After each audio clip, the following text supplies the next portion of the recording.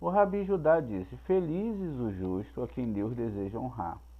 Se um homem cavalga no cavalo de um rei terrestre, ele estará exposto à morte. Mas Deus deixou Elias montar o Et, ou seja, o Aleph e o Tav, ou seja, todo o alfabeto hebraico. Seu como está escrito: e Elias subiu em um redemoinho ao céu. Isso está lá em 2 Reis 2:11. Vamos olhar aqui. Reis, no 2:11.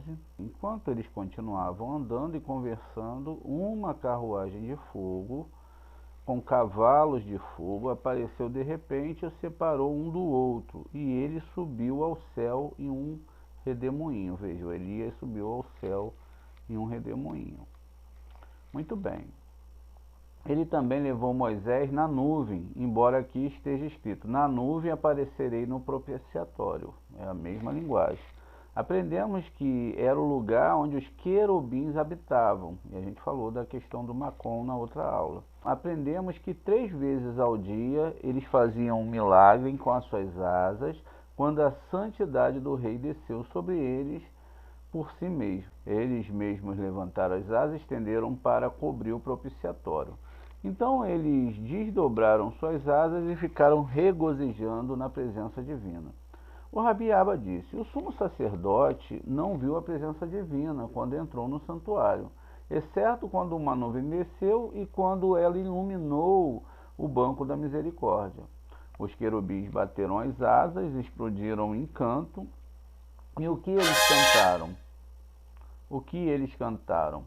Pois grande é Adonai, grande é Yud-Heh-Vav-Heh, e muito digno de louvor. Ele é o mais temível de todos os deuses. Isso é o Terrilim, lá no 96:4.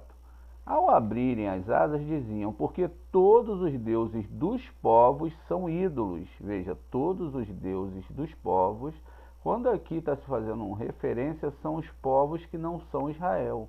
Então, todos os deuses dos povos são ídolos, mas somente Adonai fez os céus. Isso é o Terrilim, Salmo 96:5. E quando cobriram o propiciatório, disseram: antes do Senhor, porque vem julgar a terra e julgará o mundo com justiça e os povos com equidade. Isso é o Terrilim 98:9. Então o sacerdote ouviu a voz dele no santuário e colocou o incenso, que era o quetorete, em seu lugar, com toda a devoção, para que todos pudessem ser abençoados. Então Rabi Yossi disse: a palavra equidade, no versículo citado acima, que os querubins eram machos e fêmea, tá vendo? Então agora a gente chega a uma questão bem mais profunda aqui, ó. Os querubins eram macho e fêmea, isso não quer dizer que eram homem e mulher, mas é uma coisa dentro da outra, como a gente vai procurar entender agora. E o Rabi Isaac disse: disto aprendemos que onde não há união de homem e mulheres, homens não são dignos de olhar para a presença divina.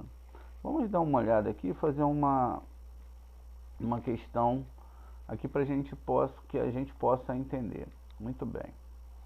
A gente tem a nossa arca, a arca sagrada, que não é muito bem aquilo que a gente pensa, tá? A gente vai tentar aqui trazer uma ideia do que é a arca para vocês. Em cima dessa arca, nós temos 2 querubins. A gente sempre tem que entender que a Torá é uma coisa dentro da outra coisa, né? Então, acho que esses vão representar nossos querubins. Então, a gente tem 2 querubins. A gente tem um querubim do lado direito e um querubim do lado esquerdo, né? O lado direito vai ser o querubim macho e o esquerdo o querubim fêmea. E aqui nós temos a arca. Dentro da arca é onde repousava o nome sagrado. Então o nome Yud-Kei, Vav-Kei estava aqui sobre os querubins, não era isso? Então vamos analisar aqui isso de uma forma mais exata e mais propícia. As pessoas, elas gastam milhões e milhões tentando achar essa arca, não é isso? Eles tentam porque tentam e vão discutir se é uma arca, se existiam mais arcas. Mas será que é isso que a Torá está falando? Que era uma arca literal? Não, gente, não era. É segredo dentro de segredo. Primeiro casamento, a primeira alma gêmea que devem existir é a alma gêmea que é formada pelo corpo e pela alma. Ou seja, seu corpo e sua alma, eles vão brigar, porque o corpo ele quer que você siga uma coisa e a alma quer outra. Muito bem, isso a gente sabe que essa guerra ela é bem intensa. Nós temos um cérebro direito e um cérebro esquerdo. O lado direito e o lado esquerdo. Então veja, dois cérebros. Onde que o Eterno descia? Entre esses dois cérebros, na parte central. O cérebro, a gente sabe, tem um lado direito e esquerdo, e no meio ali tem onde tem essa junção desses dois cérebros. É ali que o Eterno aparece, é ali que faz-se a ligação. Por quê? Já é provado pela ciência que o cérebro esquerdo está ligado a todos os desejos que nós temos nesse mundo. Desejos profissionais, culturais, sexuais, seja o que for, está do lado esquerdo. O lado direito do cérebro está ligado à espiritualidade, a conceitos mais elevados. Quem alimenta muito o lado esquerdo do cérebro, né, que o lado feminino representa o lado de receber para si mesmo, então ele está entendendo toda a coisa e a questão da Torá errada. Lado direito da árvore sefirótica também representa essa metáfora para querubim. E o lado esquerdo também. Não é? Então veja, tudo são coisas dentro de coisas. E na verdade, a nossa arca ela não é uma arca literal. Veja, vamos colocar aqui, ó, que aqui eu tenho agora a nossa arca, vamos mudar a forma dela para um próximo entendimento, e agora eu acho que ela vai ficar redonda, olha lá, ó. Então nós temos a arca aqui agora, e a arca, ela é o que? Ela é Malhut, tá vendo? Não é uma arca literal. Então, por quê? Lá dos querubins, lá de cima das sefirotes, vão descer todas as bênçãos através do nome sagrado que nós usamos dentro da nossa mente e vai descer até nós. E isso também se reflete na união de homem e mulher. Porque se um homem e uma mulher eles fazem sexo somente pelo prazer do sexo, somente pela questão corporal, eles não atraem almas boas. Mas se o homem medita no nome Yud-Kei Vav-Kei, e a mulher no nome Shaddai, que está na lua, então vamos ver aqui. O nome Yud-Kei Vav-Kei está em Tiferet, tá vendo? Tiferet. E o nome Shaddai está na lua. Então ele junta Yud-Kei Vav-Kei com Shaddai na hora da relação conjugal. O homem medita em Yud-Re Vav-Re, vai lá fazer o ato sexual, fez a meditação. A mulher fez a meditação do nome Shaddai. Então os dois vão se unir, e vão se unir assim como dentro do cérebro o nome sagrado está se unindo. E aí o que vai acontecer entre o ato sexual? Vai se mudar a questão ali, a configuração somente sexual daquele ato, e aí o Eterno ele vai estar dentro do ato. Lembre-se, o ato sexual entre o homem e a mulher sempre é feito a três. Primeiro, o homem usa o corpo e toda essa força sexual, vai estar envolvido ele, Lilith e a mulher. Ou a mulher também investe nesse ponto, vai estar envolvido esses três pontos. Ou ele faz ele, o Eterno e a mulher. Está entendendo como funciona? Então, a parte que a pessoa vai usar na hora da sexualidade é importantíssimo. É importantíssimo saber dessas meditações. Quando vai se ter o ato sexual, o homem tem que doar para a mulher e a mulher tem que doar para o homem. Ou seja, nenhum vai ficar atrás do seu próprio prazer, mas vai fazer uma sexualidade com amor, com verdade. Não pode ser uma coisa somente carnal. Muito bem. Entendido isso, vamos seguir em frente. Então, esses querubins eram macho e fêmea, né? Eles tinham que se unir.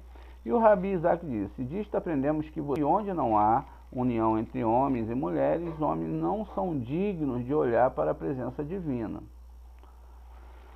Foi ensinado em nome do Rabi Yossi, uma vez que a cidade estava sofrendo com a falta de chuva, e enviaram uma delegação. O Rabi Shimon Bar Yochai, o Rabi Yossi, o Rabi Riziquia e os demais companheiros, e o Rabi Simeão estava prestes a visitar Pinhas. que é Ben e Yair. Junto com a sua rocha, Eleazar, ao vê-los, exclamou: Cântico das subidas, vede quão bom e quão agradável é que os irmãos vivam juntos em unidade. Aquela música, Inematove Umanaim, né? As pessoas gostam muito dessa música. Esse é o Salmos 133:1. Vamos lá ver se está escrito isso mesmo, essa canção que a gente costuma falar, né, durante os Shabat. Então, Salmos 133:1. Quão bom é que os irmãos vivam em unidade, em união. Inematove Umanaim. Que é bom que os irmãos vivam em união, que eles vivam juntos, porque isso é como um óleo que fino sobre a cabeça e desce sobre a barba, e a barba de Arão que desce sobre a gola do seu manto. O que quer dizer isso? Que o mais importante de tudo é que os irmãos, eles se amem plenamente.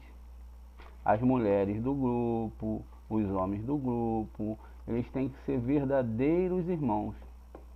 Senão, não consegue descer o quê? O óleo fino sobre a cabeça. Tá entendendo?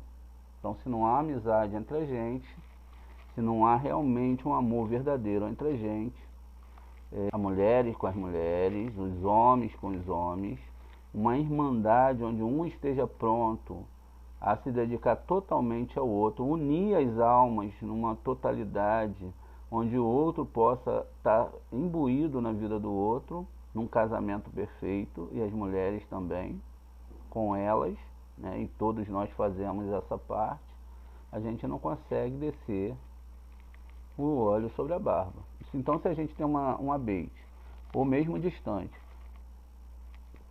se as pessoas não estão imbuídas em conseguir isso, formar essa amizade, então nunca vai ter esse sistema. Então veja, quão bom e agradável é que os irmãos estejam se amando plenamente no amor da Cabala. Ame ao teu próximo como a ti mesmo. E faça pelo seu próximo tudo aquilo que ele precisa. Mas você tem que saber qual é o desejo do seu próximo. E a gente também tem que saber quem é que entra na nossa comunidade, porque aquele que entra na nossa comunidade, ele não vai se aproveitar do seu próximo. Veja como é que as coisas funcionam.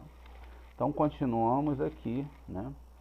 A expressão em unidade, disse, ele refere-se aos querubins, quando seus rostos se voltavam, era bom para o mundo. Que bom e agradável, mas quando o macho virava o rosto para a fêmea, era ruim para o mundo. Agora também vejo que você veio porque o macho não mora com a fêmea. Se só para isso você veio, volte, porque vejo que neste dia o rosto mais uma vez se volta para o rosto. Mas você veio estudar a Torá, fique comigo. Eles disseram, viemos para ambas as razões.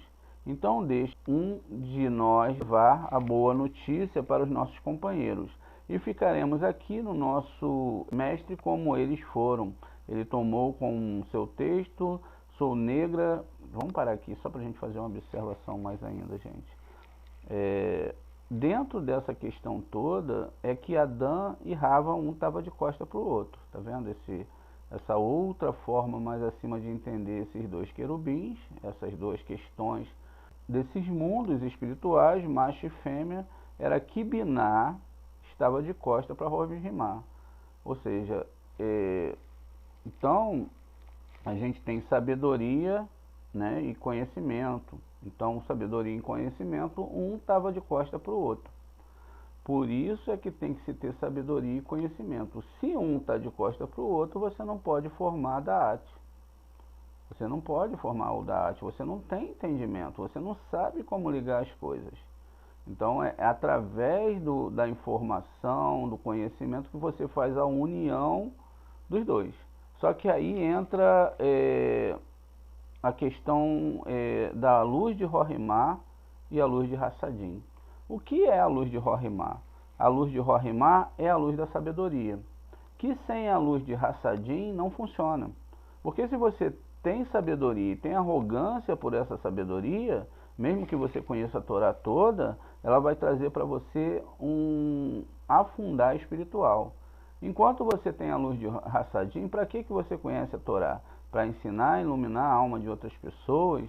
Ou seja, você não conhece para si mesmo ou para se gabar de que você conhece? Então você está no caminho certo. Você não vai usar essa Torá para ficar rico, não vai usar essa Torá para ser maior e melhor ou ser líder de ninguém. Não, na verdade quem estuda a Torá, ele é servo. Isso que a gente tem que aprender. Ele é servo. Eu sou servo dos meus alunos. Então, veja, eu estou aqui para servir vocês no mundo da Torá, né? Então é esse conhecimento e esse entendimento que tem que se ter. Ou seja, aquele que estuda a Kabbalah e que quer levar a Kabbalah, ele tem que se elevar e elevar a Kabbalah para que ele possa ensinar as outras pessoas, gratuitamente. Os alunos percebem então, segundo o Zohar, que o seu mestre, né, ele precisa também sobreviver. E aí eles também ajudam o seu mestre, porque isso vai gerar milagres no céu. Veja, é tudo uma questão de entendimento e busca da verdade. Enquanto um não pode cobrar, o outro também não pode receber de graça. Então isso é questão da amizade também entre os alunos. Ou seja, cada um está disposto a servir o outro sem trazer nenhum prejuízo para o outro, não se aproveitar de nada do outro, mas que a gente sempre possa estar em harmonia, porque é assim que uma comunidade dentro da Torá tem que funcionar. Continuamos aqui. Então, refere-se ao... Agora também veja o porquê o macho não mora com a fêmea, né? E vamos, aqui já foi lido. Mas você veio estudar a Torá. Veja, o princípio sempre é estudar a Torá. Diz lá no Pirkei Avot que se você senta numa mesa e as pessoas não falam de Torá, aquela mesa para o Eterno é pior do que o vômito. Então, sempre fique cercado de pessoas que estudam a Torá. Sempre que você sente na sua mesa, tem assuntos de Torá. Que isso seja o ponto principal dentro da sua casa, os estudos, como hoje vamos pegar um passuque, né, dentro aqui da Torá, vamos desvendar esse passuque, o que é que está falando? E tem tanto para se estudar, não faltam assuntos. Então estudem a Torá, falem de Torá. Os seus filhos vendo isso, a Torá diz que criem os seus filhos no caminho da verdade, fale a verdade, explique, né, dentro da idade mental da criança, a Torá profundamente para ele, e eles não se desviarão do caminho. Eles não irão se desviar, porque eles vão saber a Torá. Então, eles vão saber alguma coisa eles vão guardar, e se eles aprenderem perfeitamente, se casar dentro da alma deles, não vão se desviar. E eles disseram, viemos por ambas a razão. Então deixe um de nós levar boa notícia para nossos companheiros e ficaremos aqui com o nosso mestre como eles foram. Ele tornou com seu texto, sou negra, mais formosa, ó filha de Jerusalém. Isso é Cântico dos Cânticos 1:5. Então ele informa aqui que ela é negra, né? Olha só, isso não tem nada a ver com a questão biológica, tá? A comunidade de Israel diz ao santo e bendito seja, sou negro no cativeiro, ou seja, nossas almas estão cativas. Mas sou eu belo na prática religiosa, ou seja, nos estudos da Torá. Porque embora Israel esteja no exílio, os israelitas não abandonaram essas práticas, o estudo da Torá. Sou negro como a tenda de Quedar, isto é, os filhos de Queturá. Olha como é que vai. Cujos rostos são sempre enegrecidos, e ainda assim sou como as cortinas de Salomão, com o brilho dos céus. Não olhe porque sou escuro. Isso aqui está lembrando um pouquinho na hora que a pessoa morre, que esse brilho dessa vida some dela e que agora ela precisa ter um brilho espiritual. Porque estou escuro, porque o sol olhou duro para mim, mas não olhou para mim iluminar, como poderia ter feito. Os filhos da minha mãe ficaram com raiva de mim. Essas palavras são ditas por Israel e se referem aos capitães, olha, capitães designados sobre outras nações. Então veja, essa é a problemática toda, esses capitães sobre outras nações. ou mesmo a comunidade de Israel pode dizê-lo aludindo ao versículo, pois ele lançou a beleza de Israel da terra para o céu. É agradável que os irmãos vivam juntos em unidade. E Nematov e Manaim. Pode-se referir-se ao companheiro quando se sentam juntos e não há discórdia entre eles. Eles são primeiro como combatentes que procuram matar um ou outro, mas depois se tornam amigos e irmãos. Deus diz, veja como é bom.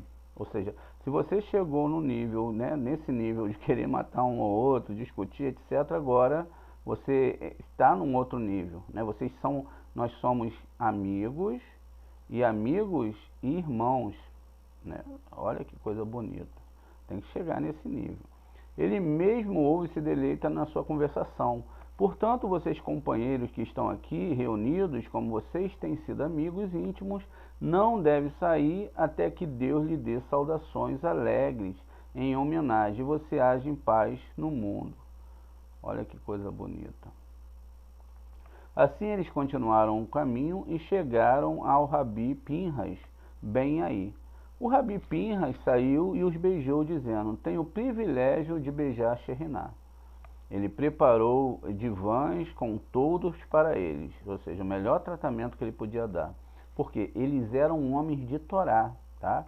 Então, quando você recebe um homem de Torá, um irmão de Torá, e que vocês estão vendo ele chegar na sua casa, vocês têm que receber ele como você recebesse o próprio rolo da Torá. Mas muito mais que o rolo da Torá. Tem pessoas que valorizam o rolo da Torá, é importante, guardam no armário, mas quando vocês veem um homem de Torá, vocês têm que saber que a Torá está escrita na pele daquele homem. E vocês têm que reverenciar aquela Torá que tem naquele irmão, e também o irmão tem que reverenciar a Torá que está em você. Então, o que ele fez? Veja, ó, o Rabim Pinhas, ele beijou os irmãos e ele sabia que ele estava beijando quem? A Sheriná, a Torá que estava nele. E ele preparou divãs com todos para ele. Olha, veja, um tratamento que é designado a todo estudante de Torá. Rabi Simeão disse, a Torá não exige isso. E por que ele os empurrou para o lado? E eles sentaram. Rabi Pinhas disse, antes de comer, ouçamos algo do grande mestre. Porque o Rabi Simeão, ou Shimon Bar Yochai, sempre diz o que pensa. Ele é um homem que diz o que tem a dizer, sem céu ou terra. Ou seja, ele não se importa com nada. Ele não teme o céu porque Deus concorda com ele. E ele não teme mais os homens do que um leão teme um cordeiro. Então, um leão nunca vai temer um cordeiro, né? Então, ele já não se preocupava muito com essas coisas. Rabi Simeão dirigiu-se então ao seu filho Eliasar, dizendo, levanta-se e diga algo novo na presença do Rabi Pinhas e do resto dos companheiros. Nisto, Rabi Eliasar levantou-se e começou com o texto. E o Senhor falou a Moshe depois da morte dos filhos de Aarão. Isso é Levíticos 16. Disse, este versículo parece supérfluo, pois o texto continua. E disse o Senhor a Moisés, fala a Arão e teu irmão, que deveria ser propriamente o início da sessão. A explicação é esta. Quando Deus deu o incenso a Arão, ele desejou que nenhum outro homem usasse enquanto ele vivesse. Somente Arão podia usar. Ele disse, você deseja aumentar a paz no mundo? Por sua mão a paz será aumentada acima. Portanto, o incenso de especiarias será dado à sua mão de agora em diante. E durante sua vida ninguém mais usará. O Nadav e o Avihu, porém, quiseram oferecê-lo. Aprendemos que o próprio Moshe se esforçou para descobrir qual era a causa de seu infortúnio. Por isso Deus falou com ele depois que eles morreram e disse, a causa é que eles se aproximaram de Hashem e estavam na frente da vida do seu pai. Pois bem, preste atenção, a mesma coisa, ainda que de forma diferente, aconteceu lá na frente aconteceu com Cora, foi um enfrentamento entre esse Quetorete. Pois bem, agora eles queriam, né, fazer algo que enquanto seu pai estava vivo, né? Então eles trouxeram sobre si o que foi dito, indo à frente do templo do seu pai, ou seja, eles não esperaram, né, o que eu mereço se for à frente do meu pai e o Rabin Pinhas e o resto dos companheiros, né? É uma pergunta, o que eu farei se eu for à frente de vocês, o que eu farei se eu for à frente dos meus mestres, né? Ouvindo isso, Rabin Pinhas aproximou-se dele, beijou e o abençoou. E aí continua. Rabi Simeão então raciocinou sobre o versículo: eis que o leito conjugal de Salomão, 60 valentes o cercam. Isso é Cântico do Cânticos 3:7. A gente sabe que isso está ligado à bênção araônica, né? Evariri Radonai, Vesmereha, Iair Adonai Panavileha, e está ligada a essa bênção, porque lá tem 60 letras, e está ligada a essas letras que cercam a cama da pessoa que estuda a Torá, que está ligada à letra Samer, que está ligada ao amor mais profundo, que pode ser até um amor que mata, né? Então tem que ter muito cuidado com a letra Samer, porque ela tem um amor que é sufocante. Então tem que ter cuidado em administrar todas as coisas dentro da Torá, porque tudo tem que ter equilíbrio. E ele disse: o leito nupcial aqui é o trono da glória do rei Salomão. O rei é quem pertence toda a paz. 60 homens fortes ao seu redor, presos aos seus lados, emissários da cúpula da justiça severa. Veja, eles são emissários da cúpula severa. Apesar de Samer ser uma letra de amor e etc., mas está ligada à cúpula severa, que são o que a gente sabe que é Gevurá. Eles são chamados de 60 cajados de fogo, com os quais aquele jovem, né, que é Metratron, então, é um anjo. Existem dois casos de anjos assim, né? O Metratron, ele é o anjo que é um homem que virou um anjo. E no caso de Elias, como a gente acabou de ver, que também é um outro homem que virou outro anjo. Então existem esses casos de homem virar anjos dentro da Torá. Então o Metatron está cingido, em suas mãos direitas está uma espada flamejante, em que sua mão esquerda carvões de fogo com 60.000 chamas ardentes. Essas 60 estão armados com instrumentos mortíferos do arsenal do poder superior do santo, bendito seja ele. Todos eles empunham a espada e são especialistas em guerra. Muito bem. Existe um conceito aqui no Metatron que não se deve meditar no nome dele, e é substituído pelas letras finais do alfabeto hebraico. Por quê? Com o Metatron, ele sabe o segredo de todas as correções. E alguns sábios dizem que quando você fala o nome dele, alguns falam abertamente, etc., mas que vem muitas correções para a pessoa, e aí a coisa fica difícil. Fica difícil porque se a pessoa não estiver preparada, então ela começa a ter níveis de correções muito altos. Muito bem. Todos eles empunham a espada, e especialistas em guerra, e estão sempre prontos para executar o julgamento. Veja, o julgamento, na verdade, são os tikunins.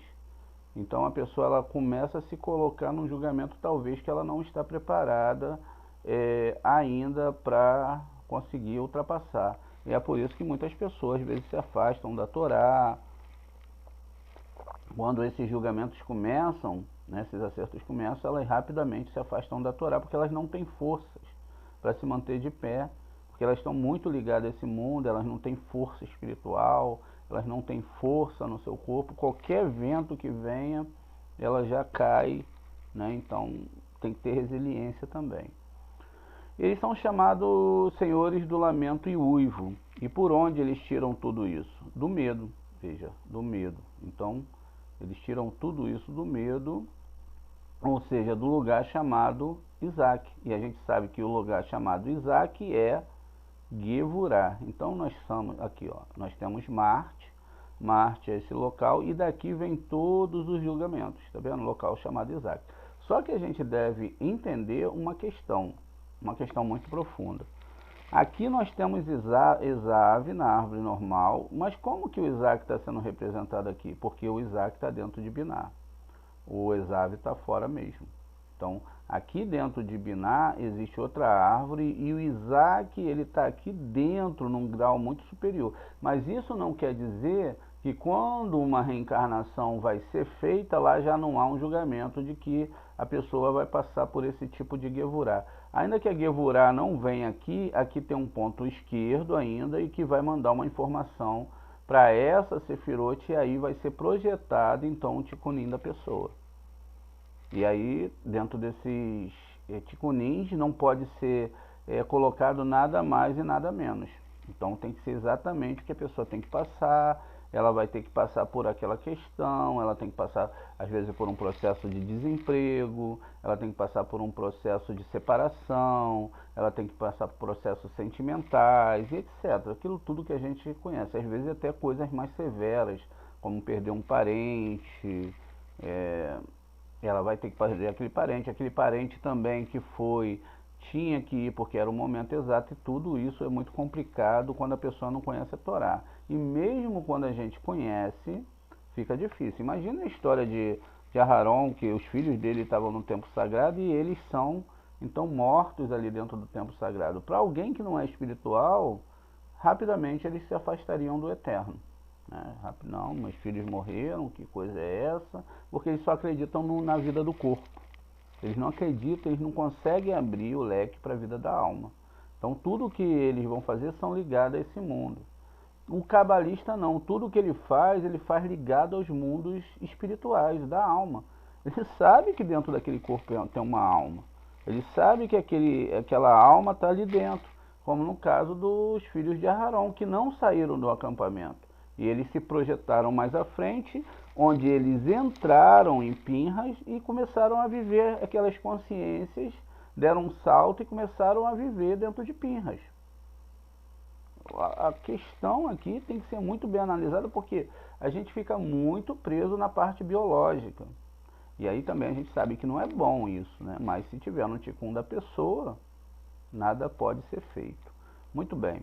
E aí o que acontece aqui? Vamos continuar. Então, se a gente está lá dentro do julgamento, quer dizer que aquela vida então foi gerada para que ela passasse por um processo que veio lá de cima de Biná.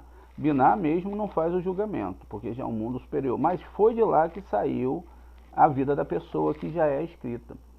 Preste atenção.